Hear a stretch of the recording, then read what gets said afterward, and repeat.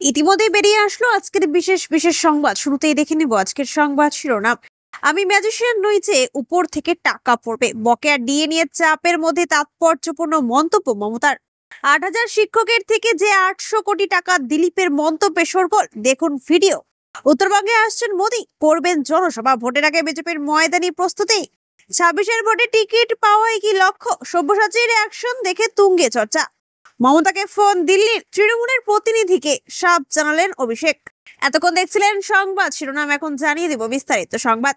একাধিক প্রকল্পের বকেয়া ইস্যুতে কেন্দ্র রাজ্য সংঘাত আজকের নয়। আবাস যোজনা, গ্রাম সড়ক যোজনা এবং ১০০ দিনের কাজ সহ একাধিক প্রকল্পে বহু বছর ধরে রাজ্যের বরাদ্দ টাকা আটকে রেখেছে কেন্দ্রীয় সরকার। দুর্নীতি, কারচুপির অভিযোগে ওই সমস্ত প্রকল্পের অর্থ দিচ্ছে না কেন্দ্র, রাজ্যের নিজের কোষাগারের অর্থ দিয়েই ওই সব প্রকল্প চালাচ্ছে। সেই খরচের হিসেব নিয়ে ফের একবার কেন্দ্র সরকারকে আক্রমণ করলেন মুখ্যমন্ত্রী মমতা বন্দ্যোপাধ্যায়। বছর ঘুরলেই বিধানসভা নির্বাচন, এরই মধ্যে প্রস্তুতি শুরু হয়ে গেছে শাসক শিবিরে। সোমবার উত্তরবঙ্গ সফরে বেরিয়ে পড়েছেন মমতা। সোমবারের কর্মসূচির পর মঙ্গলবার সরকারি পরিষেবা প্রদান ও একাধিক প্রকল্পের উদ্বোধন এবং শিলান্যাস কর্মসূচি নিয়ে জলপাইগুড়িতে উপস্থিত ছিলেন মুখ্যমন্ত্রী। সেখানে দাঁড়িয়ে কেন্দ্রের কাছে কত পাওনা রয়েছে সেই হিসেব দিলেন মুখ্যমন্ত্রী। মুখ্যমন্ত্রী বলেন, কেন্দ্রের কাছে ১,৭৫,০০০ কোটি টাকা বকেয়া রয়েছে। ৪ বছর ধরে আবাস, সড়ক আর ১০০ দিনের কাজে টাকা দিচ্ছে না, তার মধ্যেও আমরা করছি।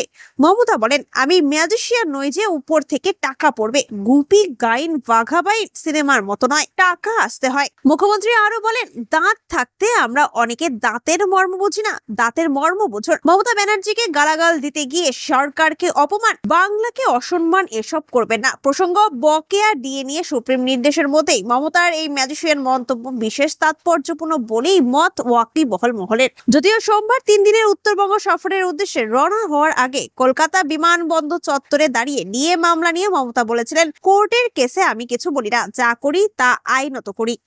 আসছি পরবর্তী সংবাদে। রাজ্যের শিক্ষক নিয়োগ দুর্নীতিকে কেন্দ্র করে চলমান চাকরিহারা আন্দোলন আবারও উত্তাল। আন্দোলনকারীদের একাংশের বিরুদ্ধে পুলিশি তলব, রাজনৈতিক নেতাদের পাল্টা বিবৃতি এবং বিজেপি নেতা দিলীপ ঘোষের বিস্ফোরক অভিযোগ, সবটা মিলিয়ে পরিস্থিতি উত্তেজনাপূর্ণ হয়ে উঠেছে। রাজ্য রাজনীতিতেও এই আন্দোলনের প্রভাব পড়েছে। মুখ্যমন্ত্রী মমতা বন্দ্যোপাধ্যায় এবং তৃণমূল সাংসদ অভিষেক বন্দ্যোপাধ্যায় আন্দোলনকারীদের সংযমী থাকার আহ্বান জানিয়েছেন। সেই সঙ্গে রাজ্য সরকারের প্রতি আস্থা রাখার পরামর্শ দিয়েছেন। এরই মধ্যে বিজেপির প্রাক্তন সাংসদ দিলীপ ঘোষের মন্তব্যে শুরু হয়েছে শোরগোল। মঙ্গলবার তিনি বলেন, ৮,০০০ অযোগ্য প্রার্থী নিয়োগ করে অন্তত ৮০০ কোটি টাকার দুর্নীতি হয়েছে। এই দুর্নীতিতে পার্থ চট্টোপাধ্যায়ের মতো প্রাক্তন মন্ত্রী জড়িত। পাশাপাশি তিনি পুলিশের ভূমিকা নিয়েও প্রশ্ন তোলেন। সেই সঙ্গে এদিন তিনি বলেন, কসবার ডিআই অফিস ঘেরাওয়ের সময় শিক্ষকদের সঙ্গে পুলিশের আচরণ কোনোভাবেই গ্রহণযোগ্য নয়। বিধাননগর উত্তর থানায় সোমবার হাজিরা দেওয়ার কথা ছিল আন্দোলনকারী ১৫ জন শিক্ষকের, তবে কেউই থানায় যাননি।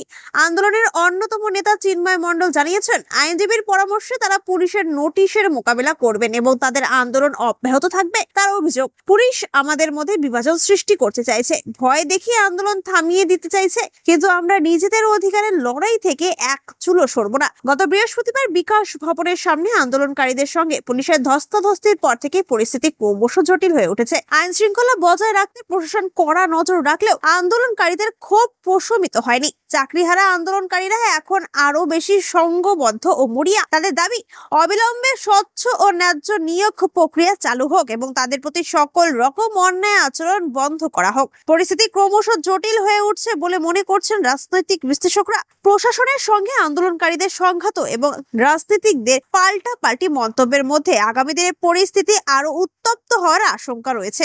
আসছি পরবর্তী সংবাদে। ২০২৬ বিধানসভা নির্বাচন ঘিরে ক্রমশ উত্তপ্ত হচ্ছে রাজ্যের রাজনৈতিক পরিবেশ। ৩ দিনের উত্তরবঙ্গ সফরে রয়েছেন মুখ্যমন্ত্রী মমতা বন্দ্যোপাধ্যায়। আর ঠিক তখনই পাল্টা চাল বিজেপির উত্তরবঙ্গ সফরে আসছেন প্রধানমন্ত্রী নরেন্দ্র মোদী। সূত্রের খবর, আগামী ২৯শে মে আলিপুরদুয়ার প্যারেড গ্রাউন্ডে বিশাল জনসভা করবেন প্রধানমন্ত্রী। মঙ্গলবার বিজেপি সাংসদ মনোজ টিঙ্গা বিষয়টি স্পষ্ট জানিয়ে দিয়েছে। তিনি বলেন, অপারেশন সিঁদুর অভিযানের সাফল্যের পর সেনাকে সম্মান জানাতে এই জনসভা আয়োজন করা হচ্ছে। সেই সঙ্গে নির্বাচনী প্রস্তুতিও শুরু শুরু হলো উত্তরবঙ্গ থেকে। মঙ্গলবার দুপুরে বিজেপির একাধিক নেতা মনোজ সিংহা, দীপক বর্মন, বিশাল লামা প্রমুখ পরিদর্শন করেন প্যারেড গ্রাউন্ড, যেখানে জনসভা হবে। মাঠের আয়তন, মঞ্চ নির্মাণের জায়গা সহ সবকিছু খতিয়ে দেখা হয়। এই সফরকে ঘিরে ইতিমধ্যেই বিজেপির শিবিরে তৎপরতা ও উৎসাহ তুঙ্গে, যদিও খবরটি এখনো বুথ স্তরের কর্মীদের মধ্যে পুরোপুরি ছড়িয়ে পড়েনি। 2026-এর আগে উত্তরবঙ্গ পুনরুদ্ধারের কৌশল। সাম্প্রতিক মাদারিহাট উপনির্বাচনে তৃণমূল বিজেপির আসন ছিনিয়ে নিয়েছে। তাছাড়া বিজেপির উত্তরবঙ্গের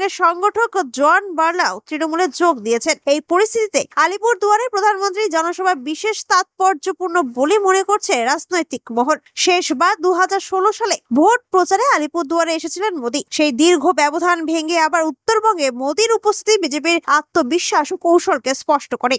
আসছি পরবর্তী সংবাদে। সাম্প্রতিক অতীতে একাধিকবার সংবাদের শিরোনামে উঠে এসেছেন তৃণমূল নেতা সব্যসাচী দত্ত। গত বৃহস্পতিবার বিকাশ ভবনের সামনে চাকরিহারাদের সঙ্গে বচসায় জড়িয়ে পড়েছিলেন শাসক দলের এই নেতা। তার অনুগামীদের বিরুদ্ধে বেশ কিছু অভিযোগ ওঠে। এই নিয়ে বিস্তর জল ঘোলা হয়। এই আবহে মাথা চাড়া দিয়েছে বেশ কিছু জল্পনা। শোনা যায় তৃণমূল নেত্রী মমতা বন্দ্যোপাধ্যায়ের কাছের নেতাদের মধ্যে একজন সব্যসাচী। মাঝে একসময় বিজেপিতে নাম লেখালেও ফের ঘরে ফিরে এসেছেন তিনি। দাবাং নেতা বলে বেশ পরিচিতি রয়েছে তার। গন্ডগোলে কারা জড়িত সেটা নাকি তিনি বেশ ভালো বোঝেন। সেই কারণে হিংসা বিধ্বস্ত মুর্শিদাবাদে আক্রান্তদের ক্ষতিপূরণ দিতে মুখ্যমন্ত্রী মমতা বন্দ্যোপাধ্যায় যখন সুতি গিয়েছিলেন, সেই সময় মঞ্চে দেখা গিয়েছিল সব্যসাচীকে। অসন্ত ভাঙ্গুরের শান্তি ফেরাতেও এই তৃণমূল নেতা উল্লেখযোগ্য ভূমিকা পালন করেছিলেন বলে খবর। এমনকি বিকাশ ভবনের আন্দোলনের ক্ষেত্রেও নাকি সব্যসাচী বুঝেছিলেন এটা কেবলমাত্র শিক্ষকদের আন্দোলন নয়, রাজনৈতিক দলের কর্মীরাও রয়েছেন সামনে থেকে লড়ার ক্ষমতা।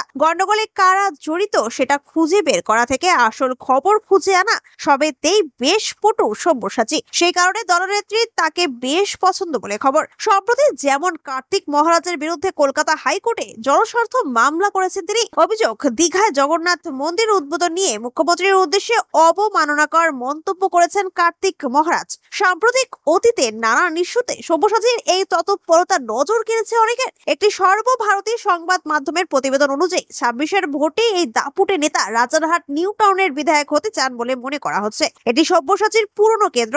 ভোটে জিতলে মন্ত্রিত্ব পেতে পারেন, সেই সঙ্গে এলাকায় কাজ করার জন্য সাধারণ মানুষের মধ্যে সব্যসাচীর জনপ্রিয়তাও দেখার মতো। তাহলে কি টিকিট পেতে ফের পুরনো মেজাজে ধরা দিচ্ছেন এই তৃণমূল নেতা? অনেকের মনে উকি দিয়েছে এই প্রশ্ন। উল্লেখ্য, বছর ঘুরলেই রাজ্যে বিধানসভা ভোট। ইতিমধ্যেই সেদিকে নজর রেখে সংগঠন মজবুত করার কাজে নেমে পড়েছে তৃণমূল। সেই নির্বাচনে টিকিট পেতেই কি অ্যাকশনে সব্যসাচী?